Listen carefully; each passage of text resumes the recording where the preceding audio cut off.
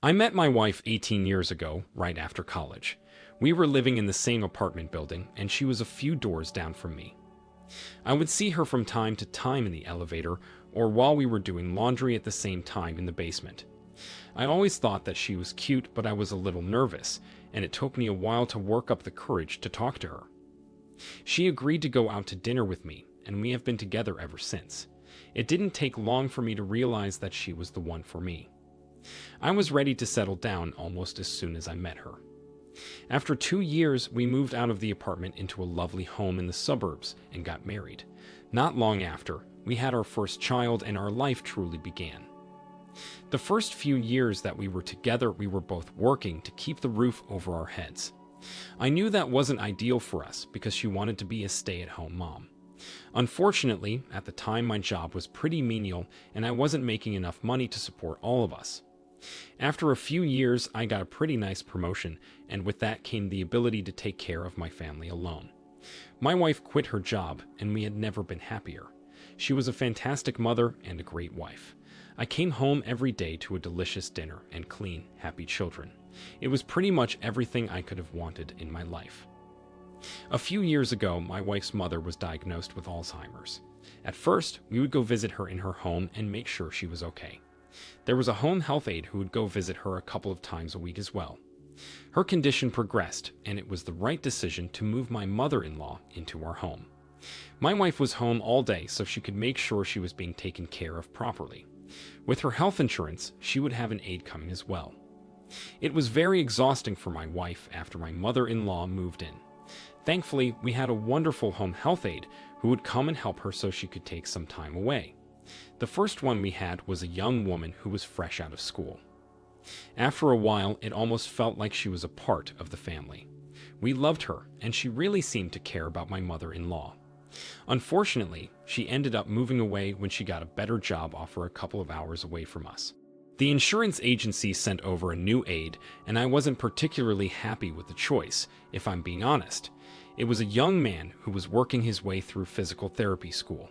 He was in his early 20s and in very good shape. On top of that, every time I would see him interacting with my wife, I would see her blushing and giggling like a schoolgirl. He was very friendly, borderline flirty at times. I had been with my wife for about 17 years at the time, so the thought of her cheating on me was non-existent. I figured my wife was just flattered by his demeanor. I was sure it was at the very least a confidence boost that the young man would be flirting with her. My wife looked very good. Yes, she had gained about 20 obs over the years that I've known her, but she gave birth to 2 children and had also aged over the time. She was still beautiful. The home health aide schedule had him coming over to our house twice a week. He usually stopped by around 11 or 12, early enough in the day that I rarely ever crossed paths with him. I saw him from time to time when I was working from home or stopping by for my lunch break. He had a lot of time at my house alone with my wife. I didn't really notice anything was off until I caught my wife in the act. In hindsight, there were a few signs here and there that maybe I should have caught on to. But I really never thought that my wife would cheat on me, so I was oblivious. I guess one of the big things that I recognize now is how my wife would occasionally ask me if I was coming home for lunch or not. Prior to that, I would sort of decide on a whim whether or not I wanted to go home or eat at my work cafeteria. If I went home, I just made a sandwich and relaxed in the dining room during the break. She would never ask me if I was coming home before. I would walk in the door and she would just be surprised to see me. Looking back, she would ask me very frequently on days that the health aide was coming over. Another thing is that she would be a little more particular about her makeup and what she was wearing on the days that he came over. Now, at the time I did notice that. I just thought it was funny. Again, I never thought that she would cheat on me, so I thought it was just her trying to look nice, so the cute young college student in our house would flirt with her. I didn't think there was anything wrong with a little harmless flirting. I see now I was wrong to think that. The aide was there to care for her sick mother. Carrying on an affair didn't seem like it would be a priority. Anyway, I found out about what was happening between them one afternoon when I decided to come home for lunch. It had been a very stressful day at work, and I had a bit of a headache, so I wanted to close my eyes for a little while and alleviate that before the rest of the day. I drove home around noon, and I saw that the health ade's car was in the parking lot. I didn't think anything of it at the time. I figured I would pop in and say hi to him, then go to my room. I walked in my front door, and I saw my mother-in-law sitting in the living room watching a soap opera. The health aide was nowhere in sight. I asked her where everyone was, and she said that my wife was having a conversation with the aide in the dining room. Right away, my mind went into disaster mode. I still didn't assume there was anything sexual happening there.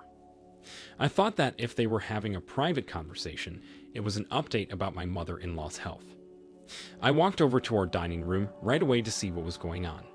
If there was something serious, I wanted to know. When I opened the door, I found my wife performing oral on the health aide. I was in complete shock. I just stared at them for a minute before anybody said anything. They didn't even notice me right away either.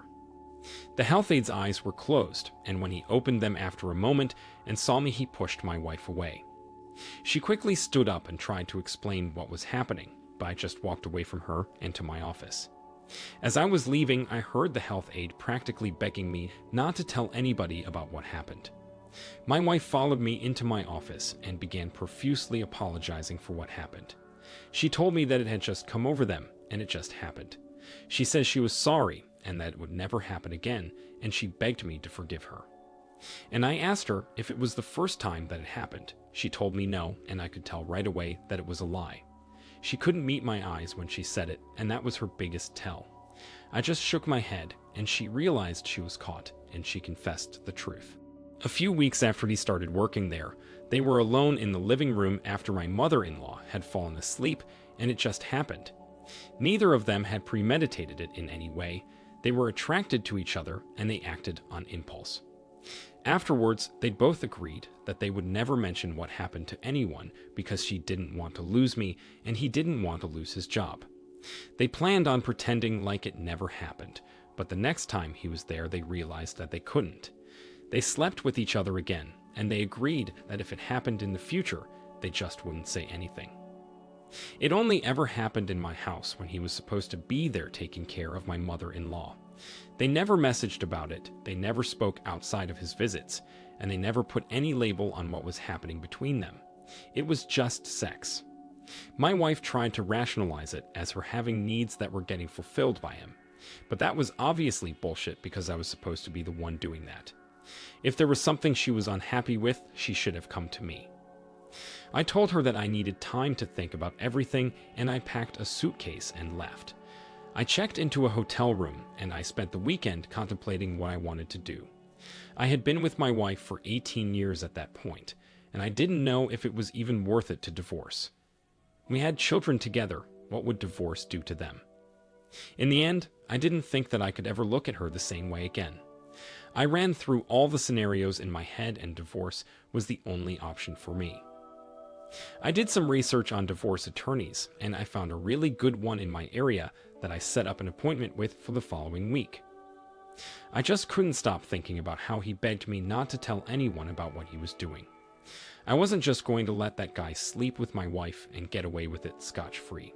I ended up calling the agency that he worked for and telling them everything. From the way it seemed, he was very much on the clock while he was with my wife. Generally speaking, hooking up with a client on company time is a no-no. As for my wife, divorcing her was going to be punishment enough. It would force her to have to get a job to support herself and her mother. We didn't fully own our home, so if she kept it in the divorce, there was no way she could afford the mortgage payments on her own. She'd have to move, and with the amount of financial stress she would have after all of it, I figured I would be a shoo-in for custody of the kids. Her entire life was going to be upended and ruined because she couldn't control her impulses around one person.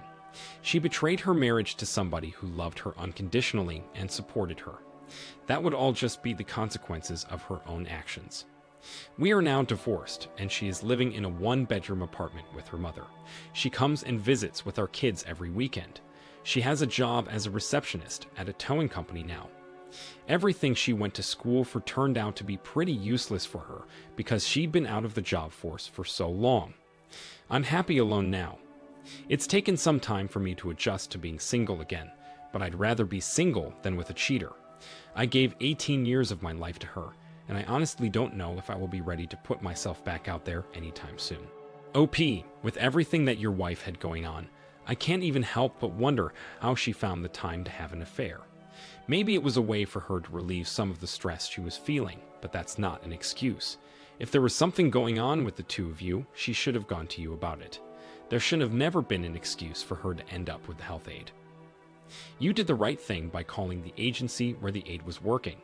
He shouldn't have been irresponsible like that on the job. He was sleeping with a married woman instead of taking care of his clients, and that can be dangerous. He definitely should not be going into the medical field. Now for our next story. My 37 male fiancé, 28 female, and I used to work in the same firm when we met. I'm a little bit older than she is, so I had already established myself in the office when she was a new hire. We connected right away, and it didn't take long for us to start dating. Because my office has a strict no-dating policy, we kept our relationship a secret until she was able to find another job somewhere else. We both saw a lot of potential in our relationship, so it was her choice to leave the firm to work somewhere else. Our relationship was great for the first couple of years. We were happy together, and both of us would talk about the grand plans we had for our future. She moved into my house, and shortly after I proposed. We put our plans for the wedding on the back burner because we were both so focused on our careers. Neither of us was super invested in having a huge wedding anyway. I've been married before in the past. My ex-wife was my first love, and things didn't end well with us. So taking the step to propose to my fiancé was a big deal for me. She and I had talked about marriage for a good majority of our relationship, and she assured me that she valued it and took it seriously. That was important to me, otherwise I wouldn't have proposed. She was new at the firm she was practicing law at, and the partners who worked above her took advantage of her eagerness to get ahead. They always had her stay late to cover a lot of the grunt work that the more experienced lawyers in the firm didn't want to do. I knew that my fiancé was brilliant, so it upset me. However, she knew that it was something she was going to have to get past when she was hired there, so she took it on the chin and worked through it. After about a year of working at the firm, she got a promotion, and all of that stopped. She was being treated with the utmost respect, and she was bringing a lot of loyal clientele to the firm. The partners there realized that they were lucky to have her. So when she started staying extra late at the office, using the excuse of having an excess of papers to file or other small menial tasks, I started getting a little suspicious. Up until that point, she hadn't done anything to make me question our relationship. Because of what happened with my ex-wife, I was a little on edge with my fiancé. I had some trust issues that I needed to work through. A couple of times a week, she would stay later at the office to do work that an assistant or an intern should have been doing. One night I asked her about it, and she got somewhat confrontational with me in response.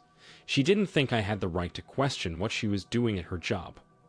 We got into a bit of an argument over it because she was framing it as me being possessive of her time, or controlling when that wasn't the case.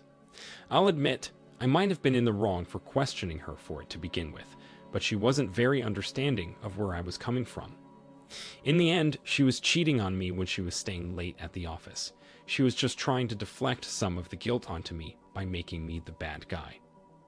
Anyway, we got over the fight and things went back to normal for a couple of weeks.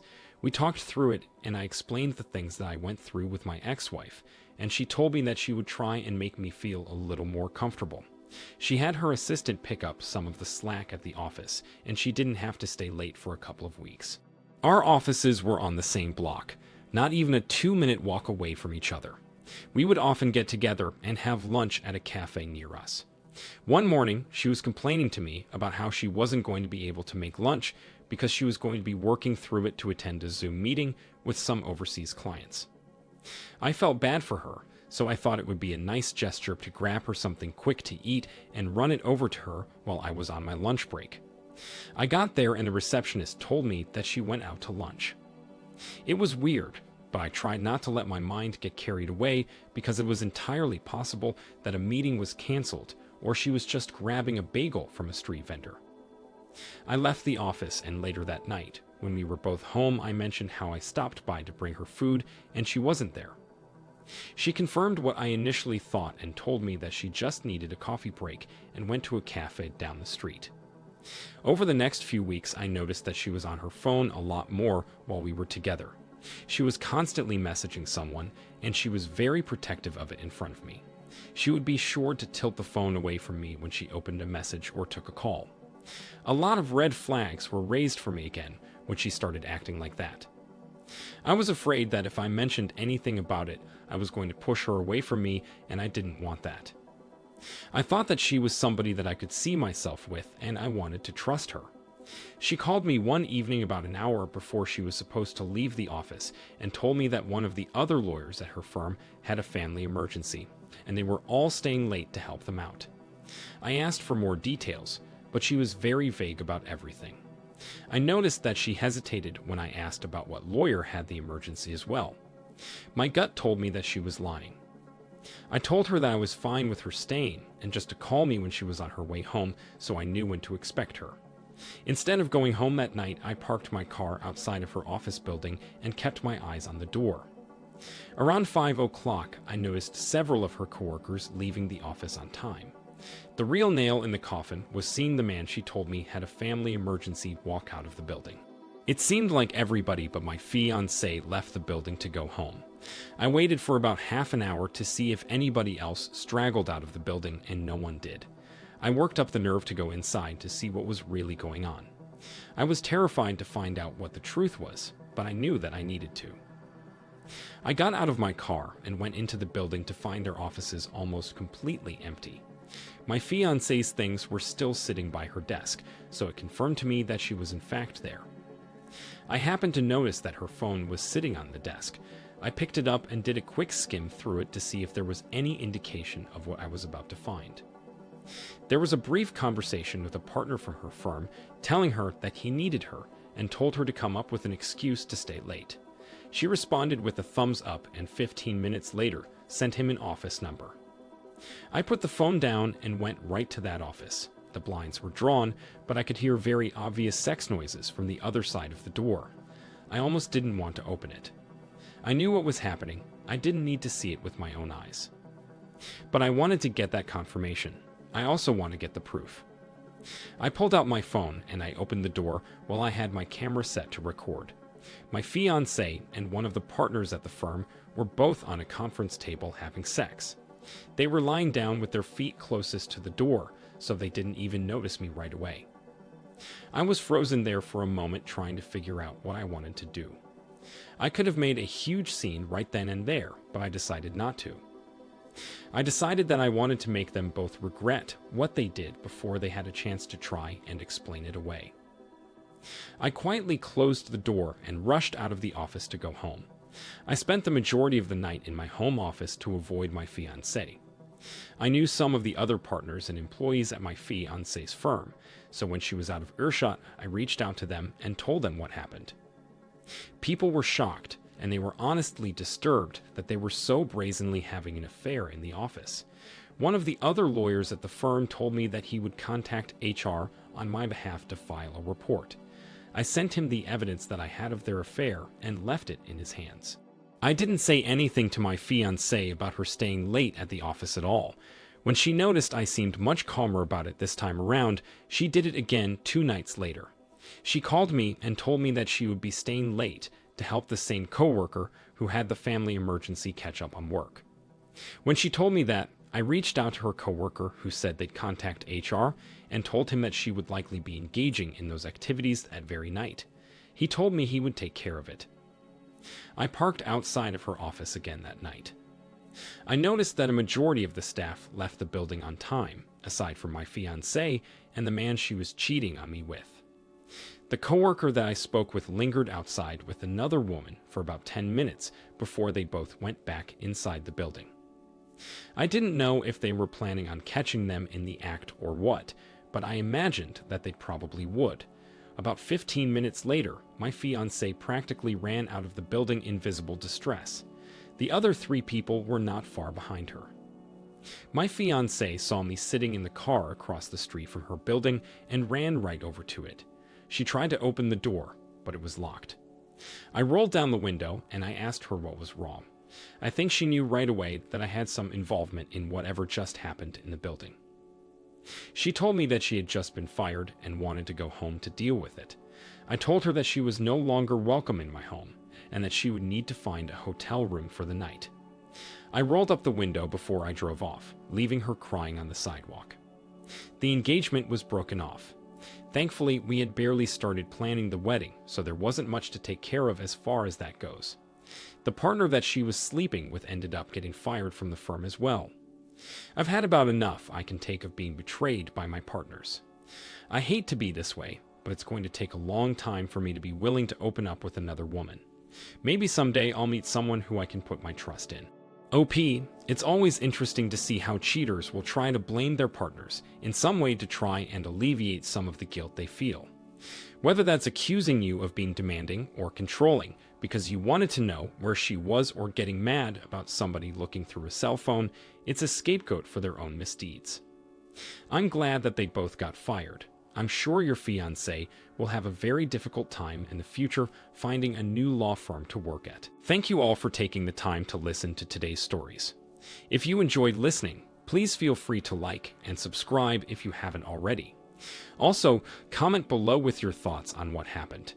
If there is a story you would like to share with me about your own situation or someone else's, then please do not hesitate to contact me. Take care.